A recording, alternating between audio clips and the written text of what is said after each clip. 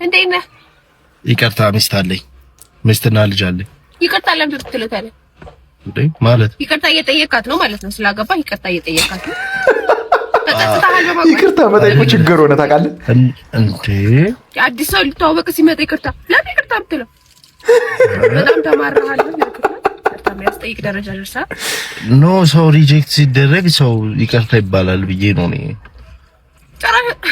ጭራሽ ሪጀክት እንዴ ካይንድ ደረጃ ደረስክ? በጣም ካይንድ ነህ። በጣም ካይንድ ነህ። ደስ ሲል ብላ ብትቀጥልስ? አይ ልጅና ሚስት አለኝ እያልኳት